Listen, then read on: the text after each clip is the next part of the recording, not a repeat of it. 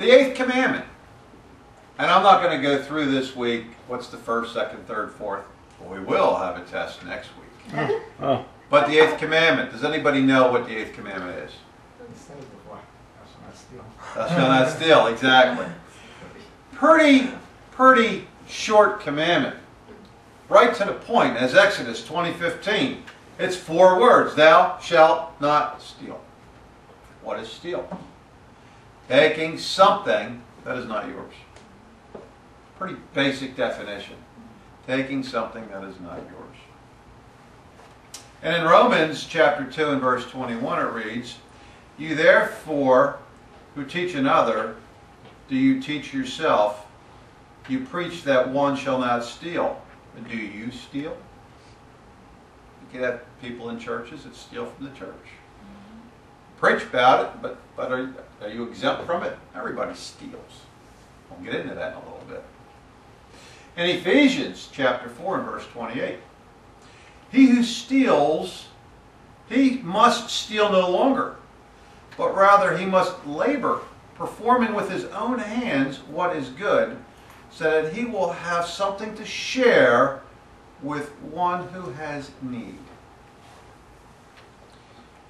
When you don't go and worship God every week, we're stealing time from God. God deserves some of our time. He's blessed us with that time. And He wants some of our time to be spent with Him. And when we ignore Him, we're stealing time from God. We're stealing something, time from God. The world today, as in the same back in biblical days, is filled with people who have the lust of greed.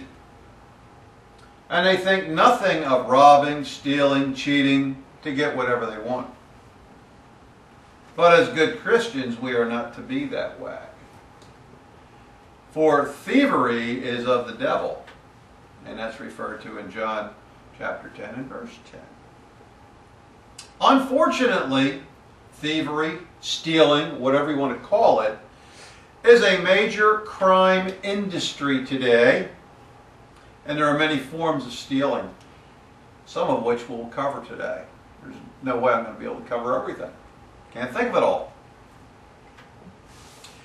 In the days of the Old Testament, when caught, there was a price to pay. The general principle of the law of restitution is to restore as much as possible to the victim who had lost everything by the theft. And I'm sure you have heard the expression, crime does not pay. We're going to examine a little bit of the Old Testament law and what really came about.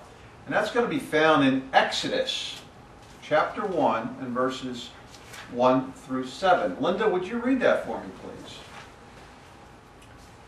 You're talking about chapter 23, right? Oh, excuse me, chapter 22. You shall not circulate a false report. No, chapter 22. Oh, 22? 22, I'm sorry, and verses 1 through 7. Ah, 22. If a man steals an ox or a sheep and slaughters it or sells it, he shall restore 5 oxen for an ox, 4 sheep for a sheep. If the thief is found breaking in, and he is struck so that he dies, there shall be no guilt for his bloodshed. If the sun has risen on him, there shall be guilt for his bloodshed. He should make full restitution. If he has nothing, then he shall be sold for his theft. If the theft is certainly found alive in his hand, whether it is an ox, donkey, or sheep, he shall restore double. If a man causes a field or vineyard to be grazed, and lets loose his animal, and it feeds in another man's field, he shall make restitution from the best of his own field and the best of his own vineyard. If a fire breaks out and catches in thorns, so that stacked grain, standing grain, or the field is consumed, he who kindled the fire shall surely make restitution. If a man delivers to his neighbor money or articles to keep, and it is stolen out of the man's house, if the thief is found, he shall pay double. Thank you. I'm going to break some of that down. In verse 3, it really is dealing with robbery. But it's not dealing with robbery in the evening, it's dealing with robbery in the daytime. Back then, if a thief was caught stealing during daylight hours, the thief was to make full restitution of the item in question to the victim. He got caught and he has to make full restitution of the item. We were robbed once, and it was the car. The car was broken into. Okay. And we went to court. They caught the guy. He had our stuff. And we went to court, and the case came up, and he was found guilty. The judge said you have to make restitution and pay a fine and so forth. No restitution was made. Not to you. Not today. And to get whatever possessions we did have, it was a very difficult procedure to go over to the, I guess, the warehouse where they had evidence locked up, and it was just such an ordeal to get a few items never back. did it. And we just like, so restitution back then, I think, was truly made more so than restitution is made today. Another aspect, this is taken from Leviticus, it's lying and deception. If a thief commits a crime as a result of lying, or through some deception, or through some false advertising, back then if they were caught, that thief was to make a restitution to the victim 5 times more than what was taken. Today, you know, you have scams or this or that. Are they restoring back? They're not. In Exodus, and when we looked at verse 4, it talked about livelihood. If the thief is caught with the victim's animals or tools for livelihood, then the thief was to restore to the victim double value of what was taken. However, if those animals or tools where the animal died or the tool was destroyed or sold to another, then the thief shall pay back 4 to 5 times fold for what was taken. I saw a personal experience of livelihood just this past week at my client. The workers have tools in a locker. And one of the workers came about saying, you know what? I didn't lock my locker. Somebody went through my tool bag, took half my tools. That employee couldn't do his work. Can't work, can't make his salary, his hourly rate, stealing from his livelihood. Now they know who did it eventually, and there was no restoration made. When you get caught today, it seems like you do get away with it, certain times in man's law, because of all the red tape and this and that. But under God's eyes, you're never going to get away with it. Survival. And this comes from Proverbs chapter 6 and verses 30 and 31. If the thief is caught with the victim's daily food or required medicine or money for daily living, then he shall restore the victim 7 times over. Now today, I can't really rate too much to somebody coming in and stealing your food. But I know people who have an addiction problem may come in and steal your prescription drugs. Are they going to give those drugs back to you? I don't think so. They're out selling them or using them. It's just a sad thing that we know that these things go on. It's even sadder to know that the real restitution that was being displayed in Exodus and in Proverbs is not really carried through today. Using a weapon. If the thief uses a deadly weapon in a robbery, it was not treated as a robbery back then, but as a double crime because he used a weapon. Now, I remember growing up watching cowboys and Indians. Stagecoach gets robbed, train gets robbed, bank gets robbed, and they all had a weapon. We kind of promoted that into our society. Then I remembered watching a movie, Bonnie and Clyde. Those weapons from the revolvers went to machine guns. And they made robbing banks a glorified thing. Yep. Promoting the fact that you can get away with it. At least they got away with it for a period of time. So our society promoted the use of weaponry by the Hollywood movies that we see. Puts ideas in people's heads. If they hadn't seen it, maybe they wouldn't have thought about doing it. It's amazing. That's right. Absolutely amazing. It's a copycat. In Bob's case this week, there was several trucks stolen, and that truck really became a weapon with a high-speed chase. It's amazing. Exodus 22 and verses 7 and 9 referred to the fines, the court costs. So in addition to making restitution to the victim for the theft, the thief was also to make a payment of equal amount to the courts as compensation for the damages to the community and society as a whole.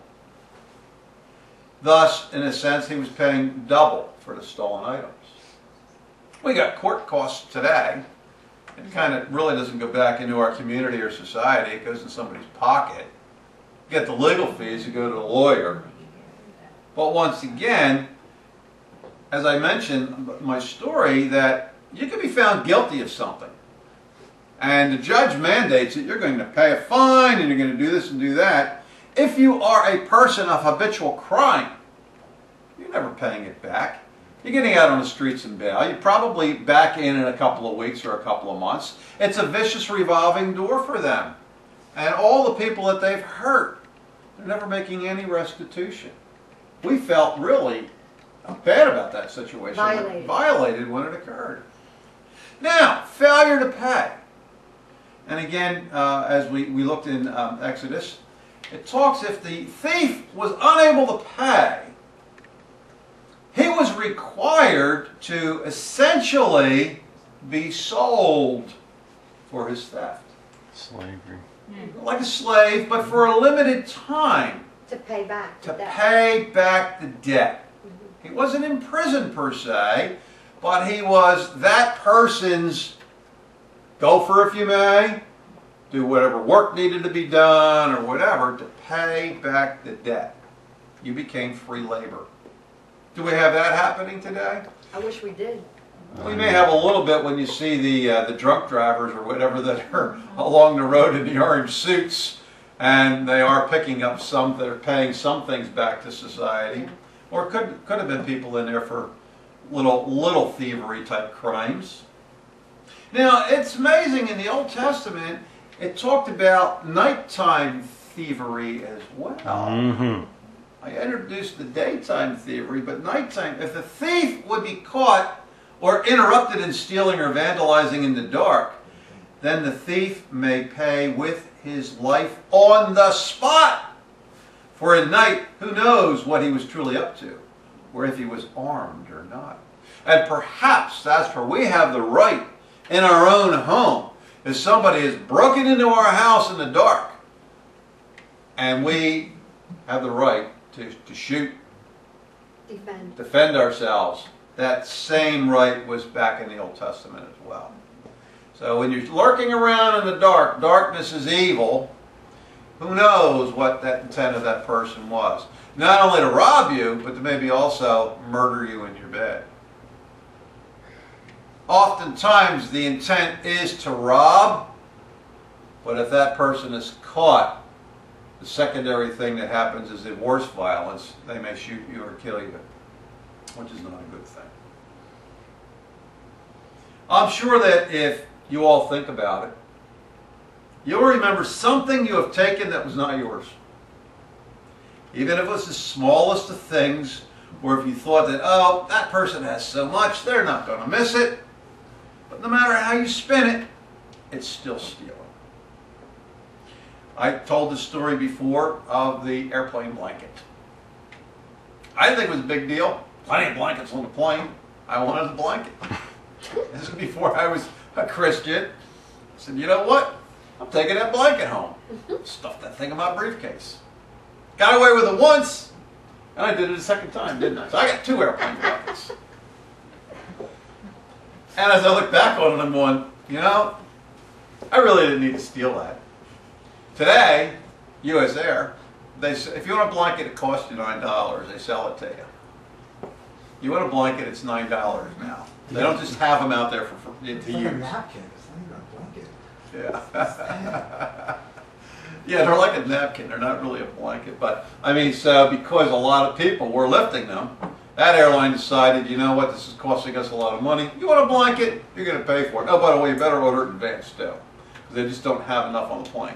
So you owe American Air I don't know what airline. $18. $18, yeah. Pay them back. The eighth commandment, as all commandments, should be obeyed. We should be content with what we've been blessed with.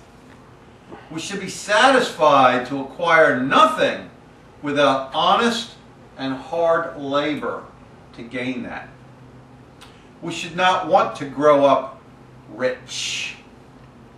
And to get rich, we should not want the desire to rob our neighbors so that we can gain and move forward. I think of the mafia, and their whole thing was all about money and getting rich. How did they do it? Crime. A lot of that crime was stealing. We should not accumulate wealth in a cruel way by taking from others or have a greedy desire for money or material things. Because if we have a greedy desire for money or material things, we're also breaking another commandment that we'll cover, coveting, but it's also going to lead us to acting on that desire and doing something, and most likely stealing. My initial thoughts of someone stealing, when I was thinking about this, is a person who plans to rob from someone. They're going to plan out that robbery. They're going to case the neighborhood. They're going to case the bank. They're going to case the business. And they're going to methodically make a plan to rob. So I'm thinking, okay, my initial thought of stealing was somebody who's planning to rob. Many of us steal, and we never plan or even consider what we have done as stealing. For example, often employees are stealing from their employees. They make a long-distance phone call with a company phone and on company time. You just stole phone time. Or how about when the employee decides to use a copy machine and make personal copies of something? You don't think about it as stealing. Now, if you ask permission and offer to pay for the paper, and they say okay, and oftentimes they'll say don't worry about it, that's different. But to make the assumption that it's okay, without the okay, it's stealing. Or to use the computer at work to surf the internet for non-related activities. I'm stealing internet time. I'm not using it for what I'm paid to do. These people are also stealing time from their employer because they're being paid to do something. So they're stealing time. Then, of course, we have the small things that are in the supply room. The paper, the pens, Linda pointed out, paper clips. They seem to make their way home for non-work related use. No one seems to think that this is stealing. They just think they're entitled to it. But it actually is stealing. What does God think of this? Other examples that I can think of that people may not consider stealing are: I am being paid for an 8-hour day. I only worked 6 because I spent time on personal things. I went to a long lunch. I left early. But I'm getting paid for 8 hours. Did I earn my 8 hours worth of pay, or did I steal from my employer? People don't think that's stealing. Ever have the experience where you've been at a cash register and you count your change and you got too much change back? Do you give it back? Or you put it in your pocket? Put it in your pocket, you just stole that money. Years ago, I may have just put it in my pocket. Today, it's happened to me, and I'll say, you gave me an extra 10. Because they don't know how to count change today. They really don't know how to count change. And they'll argue with you. You say, no, I didn't. I said, yeah, you better take this and put it back in the drawer because you're going to come up short. Because that person, it will come out of their pay. Their drawer is balanced out. Or you do get short. And then it's also an argument too. Well, you know what? You owe me money. They're stealing from you if they're not giving it back to you properly. But they just don't know how to count change. And it's a shame. I think some of the people today don't count their change. They're just taking for granted that they're getting their change back correctly. Did you know that we pay a price for crime by paying higher prices at the store? I did some research this week.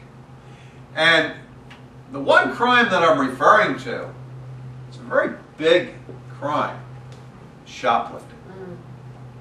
Shoplifting is huge. It's bigger than I thought.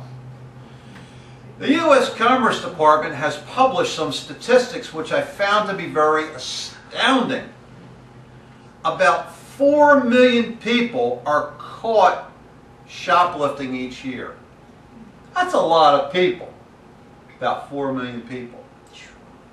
But for every person caught, it is estimated that 35 go undetected.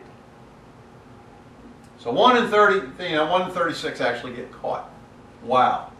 Now, if these estimates are accurate, that means about 140 million shoplifting incidents occur in our nation every year.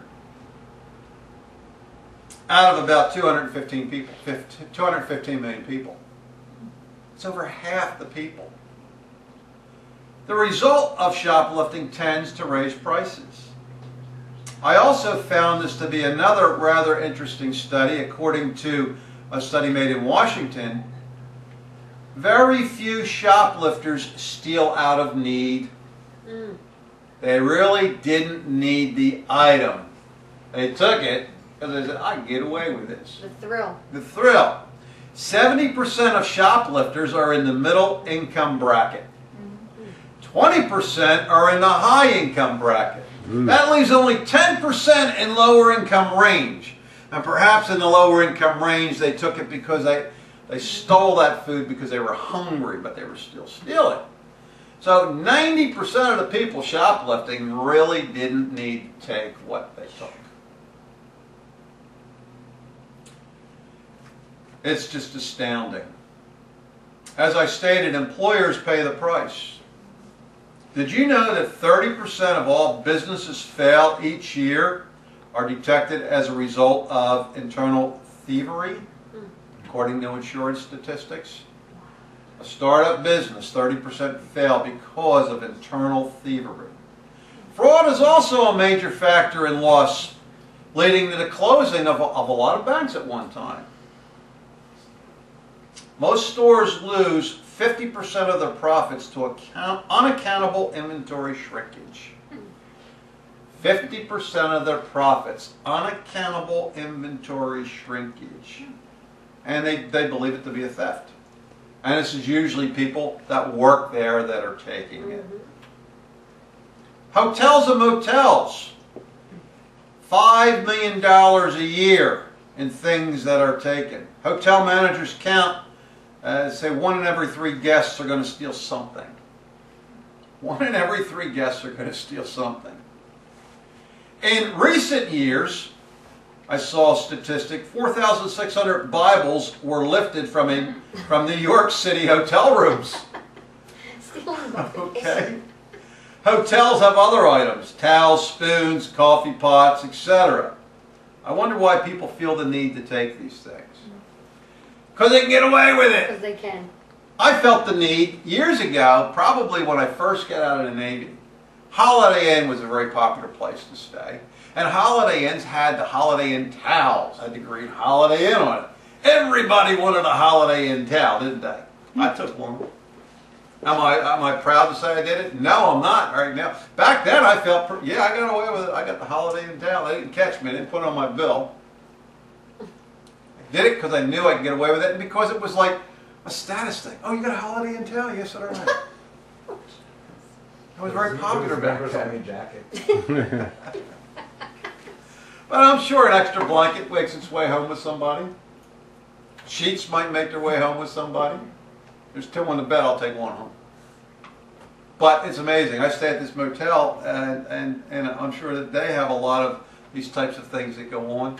Because truckers that come through, people, they'll never be there again. They get away with it. Another area, many of us do not even consider that tithing is stealing from God if we don't tithe. It says in the Bible that we are to tithe, and some chapters say 10%. I don't know if it's 10%, if it's 5%. It's basically we should take something off the top and give it to God. God blesses us, and we need to give back to Him. I see many churches today that are struggling financially because people are not making God's work a priority when they budget their money. When they budget their money, God's work is at the bottom of the list. Entertainment and fun and this, it's all at the top of the list. But if we put God's priority at the top of the list, He's going to bless us to have those other things that we want. So we as Christians, we are not to steal, but we are to work in order to give to the needy. Giving to the needy is also over and above giving to God. God likes it when we give to the needy. God blessed you to be able to do that work. So a thief takes from others for his own benefit. A thief, when he's stealing, he's taking for his own benefit. Whereas if we work, a Christian works, we're doing something useful with our hands for the purpose of sharing with those in need. We're not greedy. God blessed us with it, and we're going to share what we have. I know everybody in this room shares. We've all been blessed abundantly, and we all share what we have. This is true Christian charity when we do that sharing. It's true charity. Our work has many benefits. It provides for our material needs. It gives us something useful to do. And it's beneficial to allow us to help others. It enables us to help others the way the Lord wanted us to help other people. So the eighth commandment, as short as it is, thou shalt not steal. I think I may have covered enough today that we all could have touched on and relate to something in that category. So we need to have an awareness of what stealing is. Think twice before we maybe just casually pick up the pen and take it home and realize that that truly is stealing something. If it happens and you were unable to make restitution for it, you do need to ask God for forgiveness. Every commandment that we break, we know when we break it. If we don't ask for forgiveness, He's never going to forgive us. And my old saying is, if you don't ask, you don't get. Amen. Amen.